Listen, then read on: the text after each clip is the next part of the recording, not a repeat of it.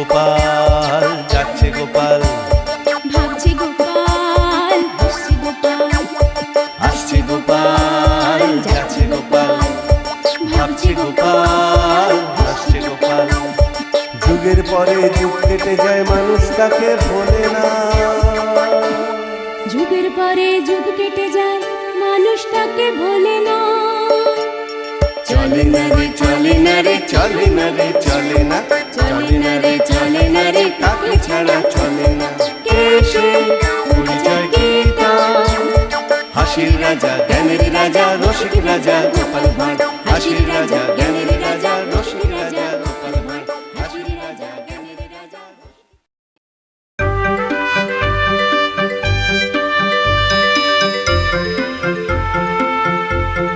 নবদ্বীপ বৈকুণ্ঠের হর্তা কর্তা বিধাতা, দণ্ডমুণ্ডের কর্তা, যার শাসনে বাঘে গরুতে এক ঘাটে জল খায়, সেই মহারাজ প্রভু কৃষ্ণচন্দ্র বাহাদুর সভায় আসছে।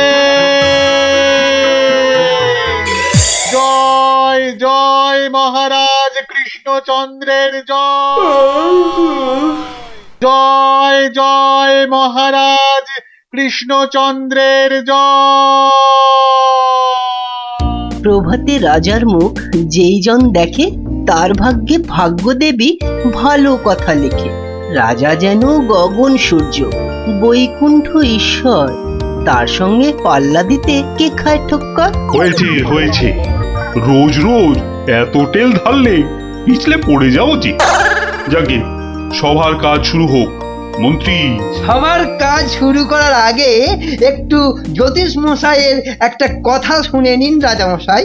যা কলা, সভায় বসতে না বসতেই জ্যোতিষী মশাইয়ের কাছে কুস্তি পড়ার ভাল লাগে না। এমন কথা মুখে আনবেন না যজমান। নবদ্বীপের ভাগ্যাকাশে আজ দুর্যোগের ঘন ঘটা, তার শ্যামল প্রান্তরে রক্তের আলপনা। হ্যাঁ, গেল যা, যাত্রা গাইতে হবে না। খোলাখুলি কথাটা বলুন তো, মানে ঝেড়ে কাশুন। মহারাজ মুর্শিদাবাদ থেকে নবাব ল্যাংড়া হরকড়াকে দিয়ে পত্র পাঠিয়েছে। ওই ল্যাংড়া হরকরাটাকে ডাকা করাও। মুর্শিদাবাদের নবাব সরকার থেকে পাঠানো ল্যাংড়া হরকড়া হাজির হো। হাজির। এ কে রে? নবাব সাহেবের চিঠি বয়ে এনেছি জনাব, আজই ফিরতে হবে। ওই চিঠিটা নিয়ে একটু পড়ে দাও না পণ্ডিত। উত্তম, দাও চিঠি দাও। শ্রী শ্রী নবদ্বীপ রাজ মহামহিম কৃষ্ণচন্দ্র রায় বরাবরেশু। আপনার সভায় তো জানি জ্ঞানী গুণীদের বসিয়ে বসিয়ে খাওয়ান। আমি কজন হিন্দু গণৎকারকে চাই, কাল সকালেই আমার সভায় যেন দেখতে পাওয়া যায়। পালকি পাঠালাম, ভবদীয় নবাব বর্দি আলী খাঁ। আমি তো ভাগ্য গণনা করি না, একদম ছেড়ে দিয়েছি রাজা মশাই। এই ল্যাংড়া, তুই বাইরে যা দাদা। আমার মনে হয় ওই হরচক্রবর্তী আর পঞ্চানন আগমকে পাঠিয়ে দে। দাবি নেই। হ্যাঁ, বড় নৈবেদ্য খাবার বেলা তুমি জ্যোতিষী, আর এখন এখন তুমি তুলসী পাতা না। হরু যাবে কেন? হরু যাবে কেন? জানিস মহারাজের সঙ্গে নবাব সাহেবের শত্রুতা। আগে মহারাজ, এই হরু আর পঞ্চাকে বাঘের মুখে ঠেলে দেওয়া কি ভালো দেখায়? আমি বলি কি মশাই, জ্যোতিষ মশাই যান, কত লেখাপড়া, মা সরস্বতীর আঁচল চাপা পণ্ডিত। কি মুখ খুঁড়ে এই কৃষ্ণপক্ষে আমি যাব নবাবের কাছে? আমি বলছিলাম গণৎকার বলে আমাকেই পাঠিয়ে দিন। ওই নবাবটা আমার এক নম্বরের শত্রু। জানি গোপাল, জানি। ওই জন্যই তোমাকে পাঠাতে যে বড় ভয় পাই। তুমি কি বলো? আমার মনে হয় মহারাজ জ্যোতিষী হরু ঠাকুর আর পঞ্চু ঠাকুরকে পাঠিয়ে দিন। নইব নইব, মুখু ভাঁড়, বলছি এটা কৃষ্ণপক্ষ। আমি তো আজ কষতেই জানি না। আমি গিয়ে কি করব বলুন? আমি তো কথাই বলতে পারি না। তবু তোমরা তিনজনই যাবে। সেনাপতি, ঘোষণা করো। মহারাজ ঠিক করেছেন, মুর্শিদাবাদের নবাবের সভায় কাল যে তিনজন গণৎকার উপস্থিত হবেন তারা হলো এই জ্যোতিষী মশাই ও হরু ঠাকুর আর পঞ্চা ঠাকুর। ব্যাস, হাকিম নড়বে, তবু হুকুম নড়বে না।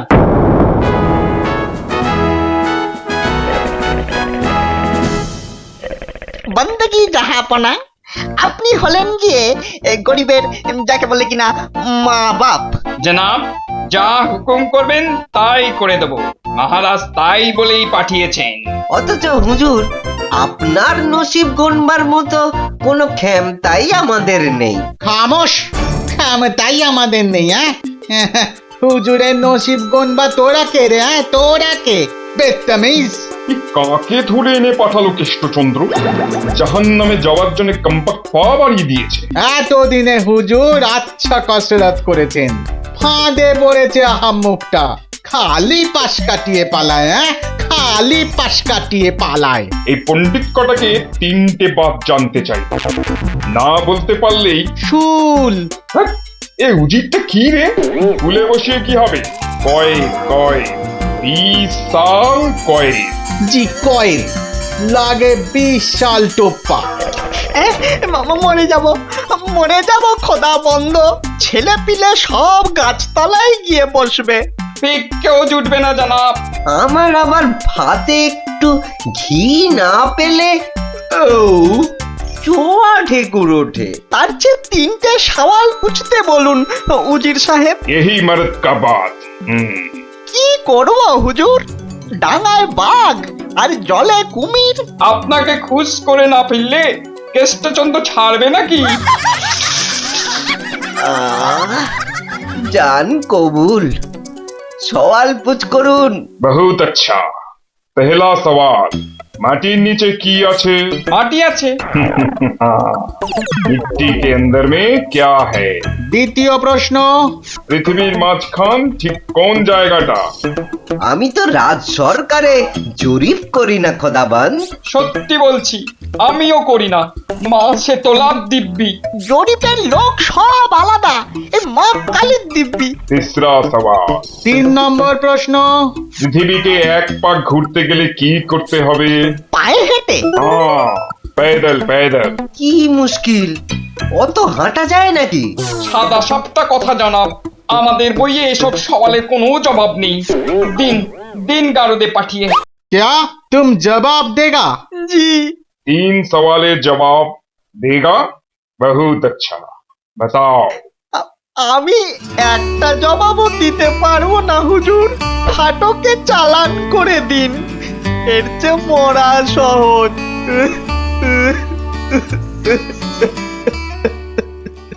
অসম্ভব, অসম্ভব। মন্ত্রী, এই যে মহারাজ, এই যে এই যে মহারাজ, বলি থাকো কোথায়? আমি তো আপনার পাশে পাশেই থাকি মহারাজ। প্যাকাটি কোথাকার, এত বড় একটা কাণ্ড হয়ে গেল, তবু হুঁশ নেই। যেন মাথায় পড়িল আকাশ ভেঙে, তবু দিন কাটে খেয়ে ও দে। মন্ত্রী না ষড়যন্ত্রী ভাই, দুষ্টু। বাক্যম অনর্থকম আজীবাজিন কথং বন্ধন। মহারাজের 3 গণৎকারকে নবাব ফাটকে পুড়ে দিল, আর উনি এসছেন অং বং চং করতে। মহারাজ, আমি বলি কি, এই নবাবের নামে একটা পদ্য লিখে পাঠাই। এই যে আমি লিখেও ফেলেছি।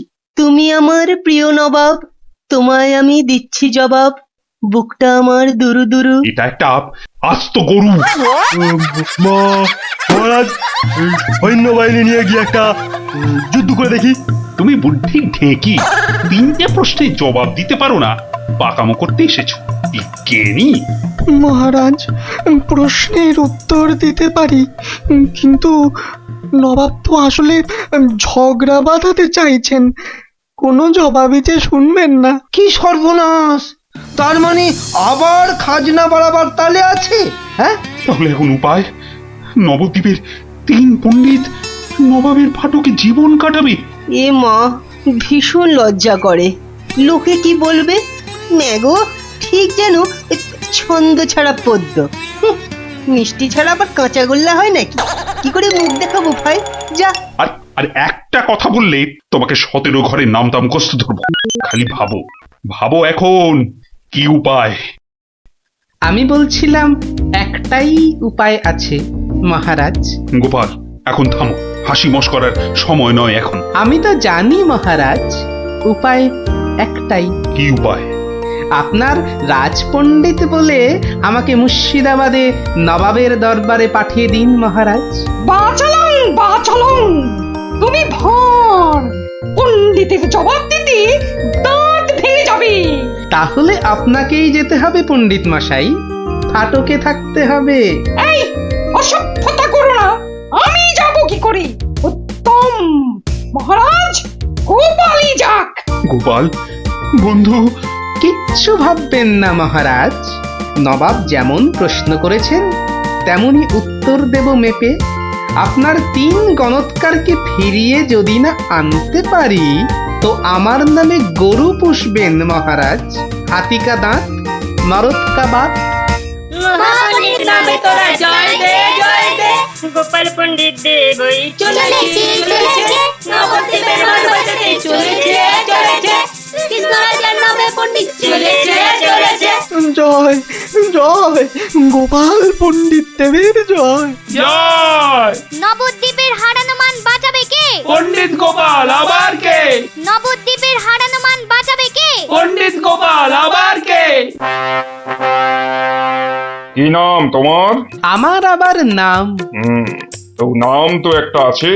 তা আছে, সেটাই বলো না। বলতে একটু সময় লাগবে যে, লোকে অত সময় দেয় না। না হয় সময় দেওয়া হবে, আগে নাম।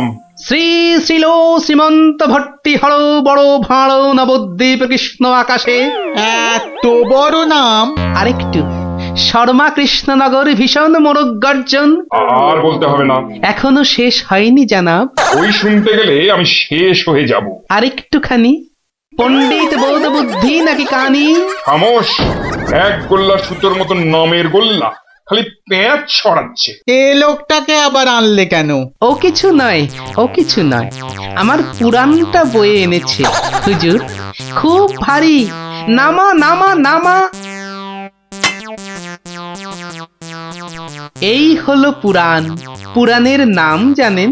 না না না না না, নাম জানা জরুরি নয়। ছোট্ট নাম খোদাবন্দ, আমাদের হিন্দুদের খুব পবিত্র। 3টে সওয়াল করব। জানি জানা, জবাব দিতে না পারলে ফাটকে পচে মরবো, আর জবাব দিতে পারলে 100 সোনার মোহর দেবো, আর ওই 3টে গণৎকারকে খালাস। চমৎকার জানা, এই পুরাণে সব জবাব আছে, এই জন্যই এর নাম খট্টাঙ্গ পুরাণ। খটাস খটাস জবাব দিয়ে দেয়। প্রথম প্রশ্ন, পৃথিবী ঠিক মাঝখান কোনটা? দ্বিতীয় প্রশ্ন, পৃথিবীকে কিভাবে পায়ে হেঁটে ঘুরে আসতে হয়? তৃতীয়, মাটির একবারে নিচে কি আছে? কি হলো, হবে না তো?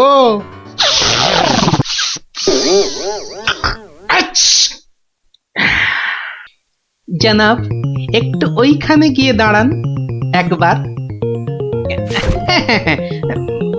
বাদিকে বাদিকে, আরে আরেকটু ডান পাশ সরে। এবার পিছিয়ে যান, পিছিয়ে। এবার এক পা এগিয়ে আসুন, আসুন আসুন। একেবারে পাক্কা হয়েছে, পাক্কা। কি? ওই পৃথিবীর ঠিক মাঝখান। হ্যাঁ, একেবারে পাক্কা মাপ। আপনার কত পাকা মাথা, আপনি না হয় মেপে দেখবেন। দ্বিতীয়, একবার জানাব, একটু কষ্ট করতে হবে হুজুর। এটা কি হচ্ছে? এটা কি হচ্ছে? গুলবাজ কোথাকার! আগে হুজুর, পৃথিবীর মাঝখানটা ধরে তার চারপাশে ঘোরাই তো বিশ্ব ঘোরা, আর আমাদের নবাবই তো জগৎ হুজুর। বহুত আচ্ছা, क्या बात। लेकिन মাটির নিচে কি আছে? তিসরা। তৃতীয় প্রশ্ন, জানাব এত জ্ঞানী, তবু বলি হুজুর, এক মনে ভেবে দেখুন, এসব কি আমাদের জানতে আছে? লোকে কি বলবে আপনাকে? মানে? আমরা হিন্দুরা মারা যাবার পর আমাদের পোড়ানো হয়, ধোঁয়া হয়ে আকাশে চলে যাই, তাই আকাশটা জানি। আপনাদের কবর দেওয়া হয় মাটির নিচে, আপনাদের কত গুপ্ত লুকানো জিনিস সেখানে ওখানে নজর দিয়ে বলতে পারি কি কি আছে জানাব, মরে গেলেও বলবো না। ঠিক বলেছ, মাটির নিচে কি আছে তা তুমি জানবে কেমন করে? জয় পণ্ডিত, তোমারই জিত, তোমারই জিত। আমার জয় কি বলছেন জানাব? আমরা বলবো জয় খট্টাঙ্গ পুরাণের জয়, জয় নবাব আলীবর্দীর জয়, জয় নবদ্বীপের জয়। আমার প্রিয় সভাসদগণ, আজ আমি বড়ই আনন্দিত। গোপাল গোপাল তার বুদ্ধিতে নবদ্বীপের সম্মান রক্ষা করেছে। সে আমার ভার নয়, আমার আমার বন্ধু, আমার রাজসভার অলংকার। কিন্তু কিন্তু কি করে গোপাল সব প্রশ্নের উত্তর দিল মহারাজ? মহা আশ্চর্যের ব্যাপার। সত্যি, শুধু সওয়াল জবাব নয়, আমাদের 3 পণ্ডিতকে ফাটক থেকে মুক্ত করে আনলো কিভাবে? নিশ্চয়ই শাস্ত্রের পাতায় লেখা আছে। নামটা মনে পড়ছে না। কি গোপাল, মানে কোন শাস্ত্রে লেখা আছে? মহারাজ, এ এক অতি প্রাচীন পুরাণে লেখা আছে। এই হলো পুরাণ মহারাজ। বলেছিলাম পুঁথিতে লেখা আছে, পুরাণের নামটাই খালি মনে পড়ছে না। আমি বলছি পণ্ডিত মশাই, এই পুরাণ হলো খট্টাঙ্গ পুরাণ। খট খট খট খট খ- খটাঙ্গ পুরাণ। খট্টাঙ্গ পুরাণ মহারাজ। পুরাণটি দেখে চোখ সার্থক করুন। এ কি, এ পুরাণ কোথায়? এ তো ভাঙা কাঠের পায়া। গরিব গোপালের ওটাই খট্টাঙ্গ পুরাণ মহারাজ।